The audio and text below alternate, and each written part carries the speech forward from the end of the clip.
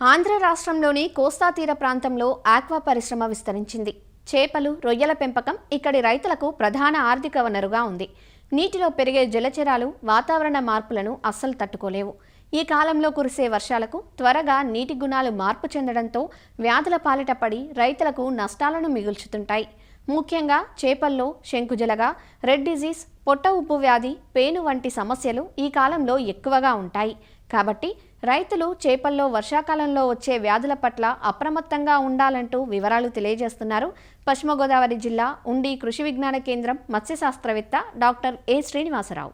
చేపల చెరువులు చూసినట్లయితే ఈ వర్షాకాలం వచ్చేసరికి మనకి ఈ ఎంత మేనేజ్మెంట్ చేసినా మనకంటే కొన్ని డిసీజ్ అని రావడం జరుగుతుంది. మనకి వ్యాధులు కూడా వచ్చే అవకాశం ఉంది.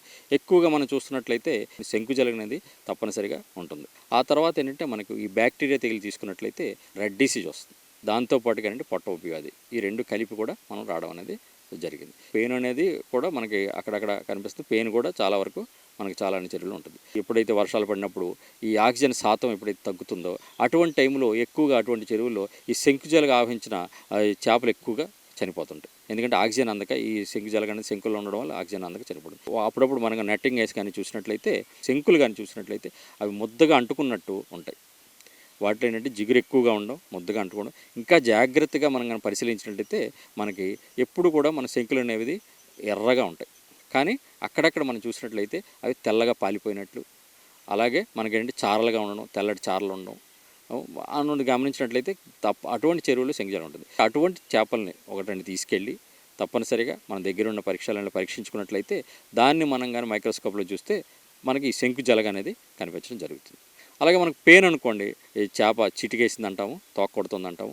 ఆ తర్వాత కూడా మనకేంటంటే బాడీ కానీ ఒకసారి పరిశీలించినట్టే జిగురు ఎక్కువ ఉండి అక్కడక్కడ పెయిన్లు, మనం తెల్లటి పెయిన్లు అనేది మనం చూడవచ్చు. సో ఈ విధంగా మనకి ఎప్పుడైతే ఈ శంకుల వల్ల తేడా ఉంది ఇటువంటి చెరువుల్లో మనం చూసినట్లయితే మాత్రం మనం దీన్ని తగ్గించడానికి ఏంటంటే మొట్టమొదటిగా మనం రెగ్యులర్గా ఈ వర్షాకాలంలో ఒక 10 రోజులు 15 రోజులకు ఒకసారి సాధారణ ఉప్పు, దాంతోపాటు అగ్రికల్చర్ ఏమో 25 కేజీలు సాధారణ ఉప్పు రెండు కలిపి ఉదయం పూట కానీ చల్లుకున్నట్లయితే చాలా వరకు వీటిని మనం తగ్గించడానికి ఆస్కారం ఉంటుంది ముందుగానే చల్లుకుంటే.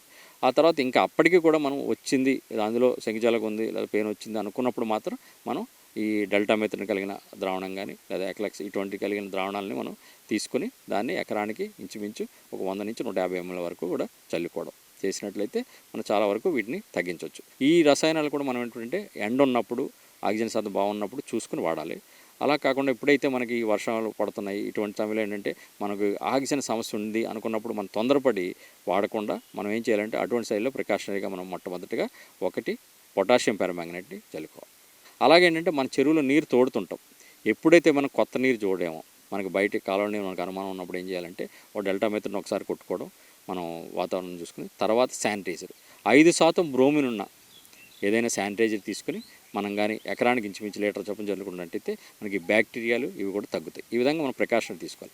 అప్పటికీ కూడా మనకేంటంటే చేపలు చనిపోతున్నాయి అన్నప్పుడు వాటిని ఒకసారి పరీక్షించి రెడ్ డిసీజ్ బ్యాక్టీరియల్ తిరిగి కానీ ఉన్నట్లు కానీ గమనించినట్లయితే అప్పుడు మనం నిపుణుల సలహా తీసుకుని యాంటీబయాటిక్ని వాడాల్సి వస్తుంది. ఒకటి ఆక్సిటెట్రాసైక్లిన్ వాడచ్చు, లేదంటే మనకి ఎన్రోఫ్లాక్ససిన్ కలిగిన మందుని మనం 100 కేజీలకి 10 గ్రాముల చొప్పున వాడినట్లయితే మనకు చాలా వరకు ఈ బ్యాక్టీరియాలోని తగ్గించవచ్చు.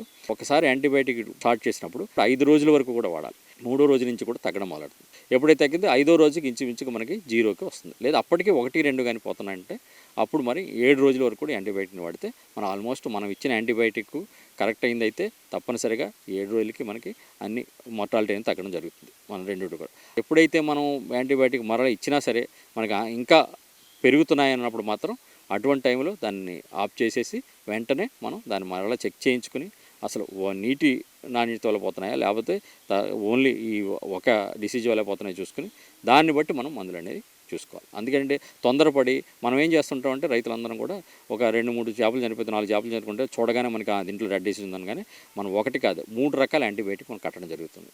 చాలామంది ఎన్రోఫ్లాక్ససిన్, ఎఫ్జెడ్, తర్వాత దాంతోపాటు ఆల్బెండజాలు, ఇంకోటి 4-5 రకాలు కట్టేస్తారు.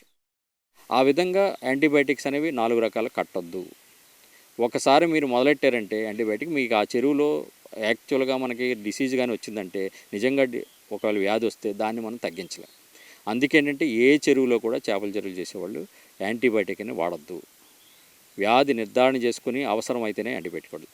తర్వాత ఇంకోటి అంటే మనకు అవసరమైతేనే బ్యాక్టీరియల్ లోడ్ ఉంది, దాన్ని తగ్గించాలంటేనే మనం శానిటైజర్ వాడడం. అలాగే మనకి శంకుజలగ ఉంది లేదా పెయిన్ ఉంది, ఇటువంటివి ఏమైనా ఉన్నాయి అంటేనే మాత్రమే మనం డెల్టామెథ్రిన్ కానీ ఇటువంటి వాడడం జరగాలి. లేనప్పుడు ఇవేవి వాడద్దు. ఇది బలానికి కాదు, ఇవి వాడకూడదు అసలు. మరలా ఇంకోటి అంటే మనం పట్టుబడి దశలో ఉన్నప్పుడు కూడా మనం ముందు వాడేస్తుంటాం. ఎప్పుడూ కూడా మనం ఈ యాంటీబయాటిక్ కానీ లేదా శానిటైజర్ వాడామంటే మాత్రం పట్టుబడి 20 రోజుల తర్వాత మాత్రమే చేయాలి. ఎప్పుడైతే ఈరోజు వాడి ఆ డెల్టామెథ్రిన్ కూడా మళ్ళీ రేపు కూడా చేస్తే అది మనం ఎవరికైతే తినే వాళ్ళందరికీ కూడా అది వెళ్తుంది. అందుకేంటంటే ఈ సూచనలు పాటించినట్లయితే ఏంటంటే మనకి ఖర్చు కూడా తగ్గుతుంది, నాణ్యమైన ఉత్పత్తిని కూడా మనం వినియోగదారునికి అందించగలం.